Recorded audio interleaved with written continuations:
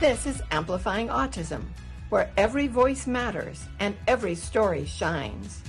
Join us as autistic authors, professionals, and trailblazers share their journeys, real stories, and real insight from those changing the world, one conversation at a time.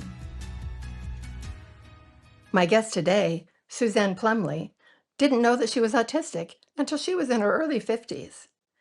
In the short time since then, she has written a book, Autistic Hearts, started a podcast, the Aspie Bridge, and created a Patreon resource, Aspie Bridge Builders.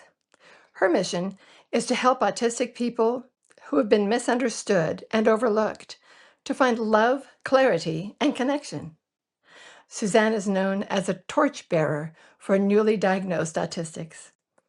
She meets them on the bridge between Neurodiversity Island and the world, so they won't have to navigate that journey alone. Well, I'm delighted to welcome Suzanne Plumley, an old friend. Suzanne, welcome to the podcast.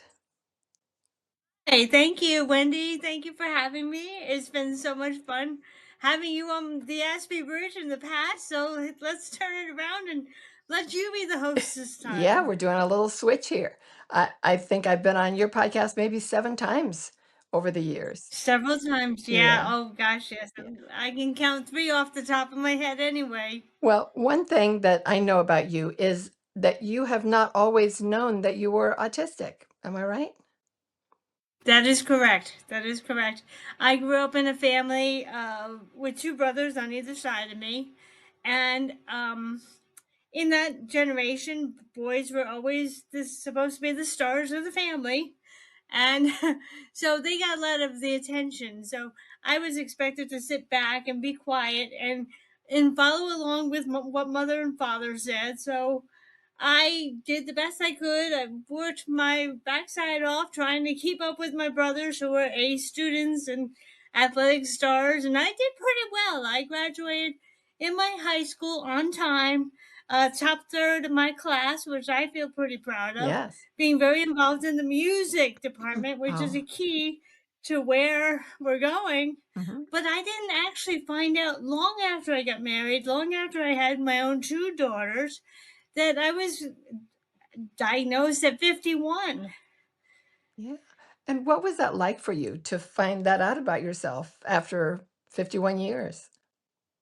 It was exhilarating. Oh. I I like to compare it to being, as I would call, my brothers were two Fuji apples and I was a red delicious.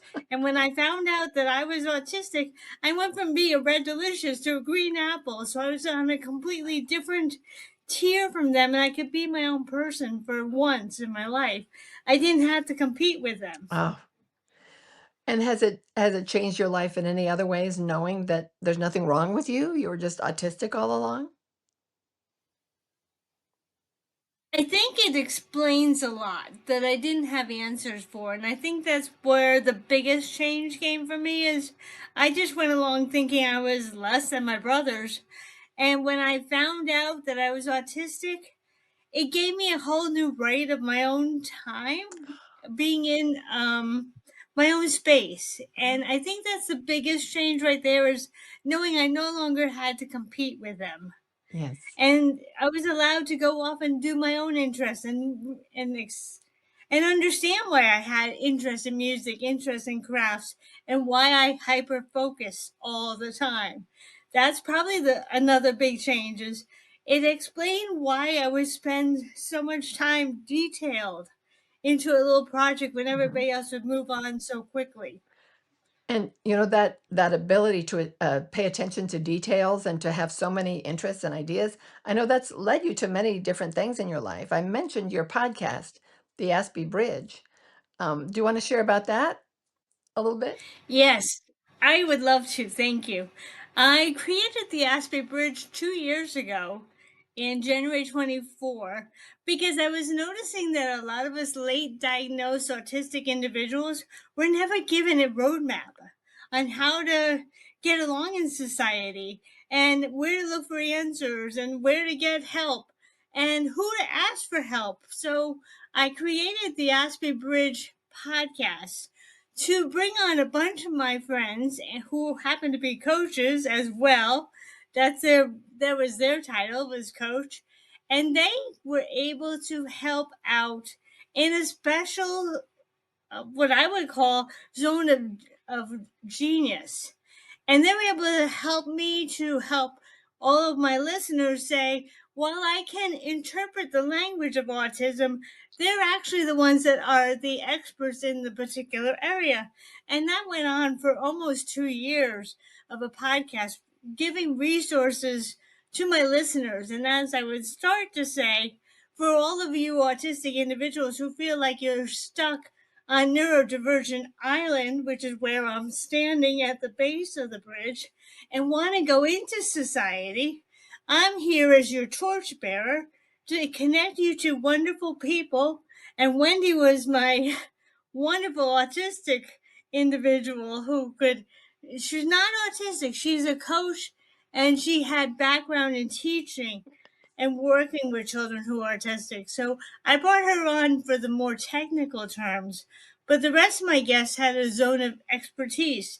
And each week we would come on together and we would discuss a particular challenge that was going on in an autistic individual's life and help them go across the bridge back into society with confidence.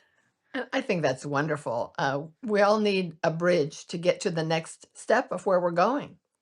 And I know your Yes. podcast is one of your projects and interests along your own journey, but I know it's not the only thing that you have done or that you're doing. What else do you want to share with us that you're excited about? Oh, thank you, Wendy. I really appreciate you helping me to get the word out. For those of you who don't feel like you are able to sit down and watch a whole podcast, I know there are a lot of ADHD out there who are like, oh, I can't sit down for an hour. What I've also done is I've gone on to Patreon and I've written up articles, which are maybe 5-minute articles that you can read to get help and know that you're not alone or get tips or get motivation. Each day of the week, I had a different topic. So on Patreon, if you like my channel, The Aspie Bridge, or it might actually be Aspie Bridge Builders on that one as well.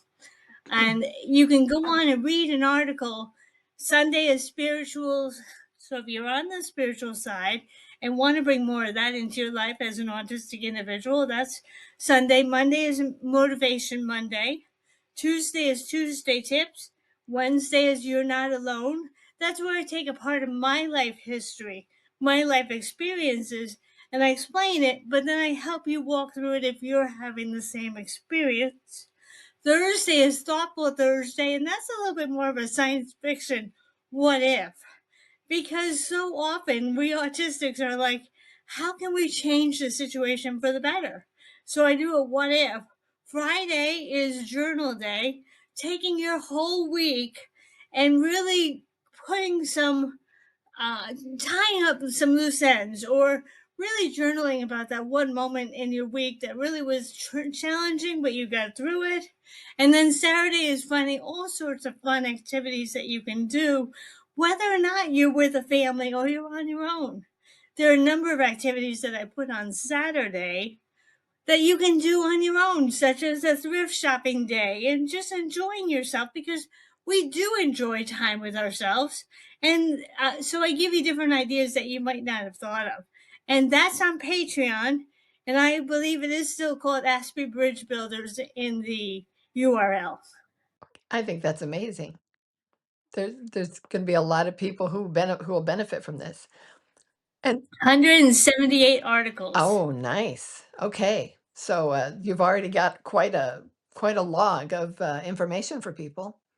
I do want to mention because I realize you and I know what ASPE means, obviously, but these days, as I know that you know, the term is the autism spectrum. Autism spectrum kind of covers both the people who have very high needs, who some of them are not using vocal language to speak, and they will need a lot of care, and people who didn't even know that they were autistic until later in life. I think of them as late diagnosed because the term high functioning is so useless. um, but it used to be called Asperger's syndrome. And in my Yeah. family, Aspie was like a term of endearment, you know. We had like 3 Aspies to 2 not on the spectrum. So what does the Aspie Bridge mean to you? Okay, I'm glad you answered that. You asked that question. It because Aspie can get a bad rap at sometimes because of the Yeah. association to the Nazis. And so for me, it is a term of endearment, and it's also, as you say, late diagnosed. I've started bridging over to the late diagnosed myself, knowing that there are a lot of other factors that have led up to us learning that we're on the autistic spectrum. Whether we have a child who is also autistic, and we're finding out that we have several traits like them. I have a daughter who's ADHD, but I didn't even find out then that I was autistic when I was taking her through the all the tests. Uh-huh. But I have to say, for me, it's kind of like changing the perception of a name. And I liken it to, if you don't mind my saying, a lot of people know Waco, Texas was often not a good place to be, and it was because of a very difficult situation, Branch Davidians, like the Nazis with Hans Asperger's. But now you have a whole new look on that whole name of Waco, Texas, by Fixer Upper. Joanna and her husband went and they redid a bunch of houses and bring them back to love. So what I like to say now is let's change the way Aspie is perceived for those who are late diagnosed, and say that is just a group of people that are late diagnosed that have a lot to offer, but they're often misunderstood. That is so true. There's a lot of misunderstanding out there. So It is. And if you can change it from a difficult situation to a loving situation, why not? exactly, why not? We need more love in the world, don't we? Exactly. Yeah. So, we've heard about your podcast and your Patreon. Do you have any other projects you're interested in, or what's up next for you? Well, I have to say, I've been working on getting my certification in neurodiversity support groups. Oh, And what I'd like to do is, because I was able to pretty much go through school looking for help when I needed it. I know there are a lot of students who are not able to know where to go when they need help, or know how, even what kind of help they need. So I'm going to be getting a neurodiversity support coach certification so that I can help children, particularly teachers at the elementary school. I'm not going to definitely work with the children themselves because I don't want to interfere with what the teachers are doing, but setting up new strategies in the classroom. And for the younger children, then for the older children, is helping them learn how to navigate their studies so that they don't feel like they're in a constant state of overwhelm. And I've been able to navigate myself. It wasn't until I got to college that I needed to know where to go for help. So it's a lot about helping them self advocate for understanding what needs they have. well, I think that's great because if you can help a teacher to understand neurodiversity, then you're helping every single student that she teaches, not only this year, but every year of her career. And often they don't even realize that a lot of it goes into the way they set up their classroom. Yes.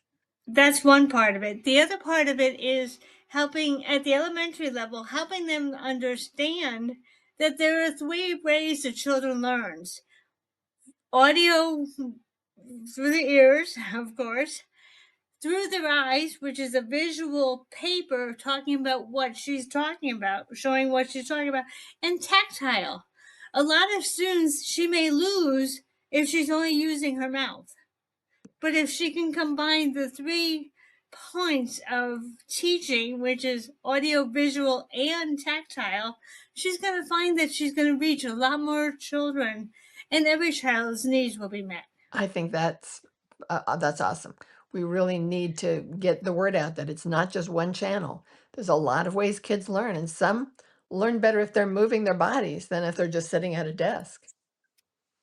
And some teachers, I remember my own personal lived experience before, long, long, long time before I found out I was autistic, thought that because I had glasses, I needed to sit in the front of the room. Oh, It was just, and this is where teachers come from. They look at the visual problems with the child. They don't look at the emotional problems. I would have done a lot better just being away from the doorway. yes, So the front of the classroom made no difference. It was where I was to the distractions of the hallway, how much I was hearing, because I almost heard too much. So helping teachers understand that the front of the class is not the answer for autistic children. that is so important. I've known autistic kids who, whenever anyone passes behind them, their their senses like light up, and it's like danger, danger, and their brain can say, "Oh no, it's just one of my classmates walking behind me," but their whole body goes into a panic of like they're being attacked. Ex- You put them in the front row, and exactly. everybody is behind them. And Right. it's just like the worst place. Let them be in the back corner. They're back against the wall so that they can see everything and feel secure. Um, Now, you also mentioned working with older kids, like teenagers. And Yes. I know a lot of times, I've been a parent, I've been a teacher, and parents and teachers can tell kids things and it will not get through. Do you find that Hmm. as a coach who being autistic yourself, do your kids listen to you better, and are they able to connect with you in a way that they're tuning out maybe parents and teachers? They do, because I think what a lot of us realize is that, okay, that's your answer, but that's not going to help me because you haven't lived me. You haven't lived my situation. But when I connect with students, they're like, "Wow, you mean that happened to you too? And how did you face that?" So I think it's the lived experience, not the mentor, teacher, mother, father who doesn't quite understand their student. I can be the bridge. Once again, I can Yes, be the bridge between the two people, navigating between the child and the parent to say, look, I know you think that being in the kitchen while you're making dinner is the best place for homework so that you can help them when you're ready, but that banging of pots and pans is not actually helping. yeah, Oh, I didn't know that. So, helping the parents understand that the environment is a big key to how well a student does. They don't want to be up in their bedroom either, but if they can find a den off to the side where they're available. So, yeah, I think by helping the parents understand the environment that's needed to help their child thrive, yes. they don't want to be alone, but they don't want to be in the middle of chaos and a lot of sound. And that each child is going to be different and have different needs. So to really listen to their kids and not think, Exactly. well, I believe that you need this or that you need that, but to really pay attention. Exactly. And when it gets to school, a lot of parents don't quite understand why the child is not grasping the material, and I can find a way that I can help the child or the student as the older kids get to, so that they can find the answers that they need that the parents may not realize is not sinking in. A lot of parents look at grades A, B, C, D and wonder where the problem is, when it's not about the letter grade that's the problem. It's the way the information is being given out. Yes, exactly. I'd like to ask if you could talk to all late diagnosed autistic folk right now, especially people who have just found out they just got their diagnosis or self-identified, because that's valid. Not everyone can afford a full clinical assessment. So if someone is listening right now and they just found out, oh, I'm autistic and I never knew it, what would you like to say to them? Do you have some words of encouragement or advice? What I would love to say to them is to look at all the things that have been exciting to them up until now. Put your focus on what your skills are. Yeah, there are going to be a lot of people around you that are going to have different skills. That doesn't matter. Look at what your skills are. So often, what I find is that as soon as someone finds out they're autistic, it's like they fall in what they consider good enough. I'm not good enough anymore. I'm not good enough because I'm autistic. And that couldn't be further from the truth, because what's happened is they put themselves in relation to other people that are around them. Instead, I want them to focus on what skills and what things have been working out well for them already, and take that to a deeper level. Take that to a wow, I really look at all the Lego construction I make. What else can I do with Legos on a bigger tier so that I can keep going with where I'm going? Instead of saying, oh, well, I'm autistic, I can't do that anymore. No, you certainly can. And I don't want to, Wendy, this is a big thing. Yeah. I don't want people to think it's ableist, because what happens is, yeah, there are some people that don't understand us. And there's like, oh, just keep going. That's just a limiting belief. Well, when you say limiting belief to an autistic individual without explaining how to change their beliefs, then it's just, there's no point in saying it. But they can say, I've seen a lot of potential in you because look at all you've done. Yes. And this is what I would say to them: look at what you've already done before you knew you were autistic. Keep going. Keep going. Keep going. Don't let anyone tell you that you're not good enough anymore, because look at what you have done. So focus on what your strengths are. I love that. Keep going and focus on your strengths. And also, you mentioned Legos. And I know a lot of times people think, oh, these are kid things. I can't do that anymore. Or they feel bad that they still want to engage in the same, activities that they enjoyed as children, or that they want to have the things around them, toys or stuffed animals, that gave them pleasure when they were a child.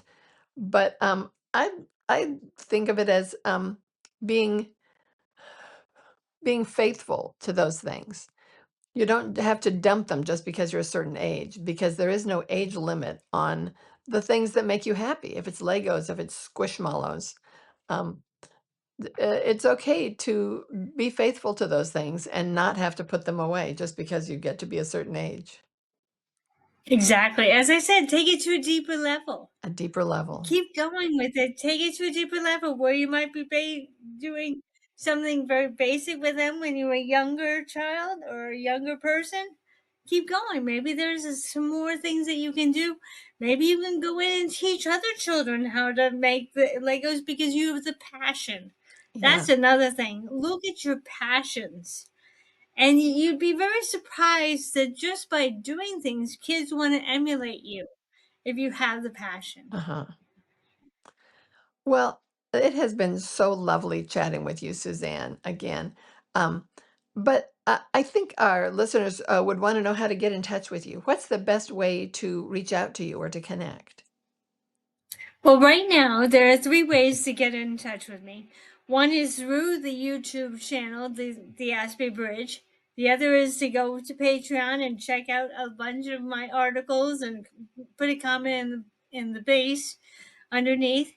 Or you can reach me at SGP, Suzanne Gardner Plumley, SGP dot enrichinglifestyles@gmail.com, and I'd be more than happy to answer your questions. I also have a Facebook page called Enriching the Aspie Woman's Lifestyle, which you can connect with me there too by placing a comment, and be happy to reach out to you. Well, that is wonderful. And Suzanne, thank you again. It's always a joy to chat with you. And thanks for coming on. And I know that our listeners are going to have some more things to think about now. Great, thank you. And if they have any questions for you, Wendy, by all means, feel free to send them my way. I'd love to help in whatever way I That can. is wonderful. I appreciate that openness. And I think our listeners will too. Thank you. Thank you very much. Suzanne Plumley left us with some great things to think about. What stands out for me is her message to all of you late diagnosed autistic folk. She encourages you to look at all the things you've already done. Focus on your skills, passions, and strengths. You are good enough. Keep going. These are important things to remember. Suzanne's contact information is in the show notes, and she's happy to talk to anyone who wants to reach out. I hope you enjoyed this conversation as much as I did, and that you'll join me for the next episode of Amplifying Autism. I'll see you then. You've been listening to Amplifying Autism, celebrating the voices that shape a more understanding world. Don't miss the next episode. More stories, more insight, and more voices that matter.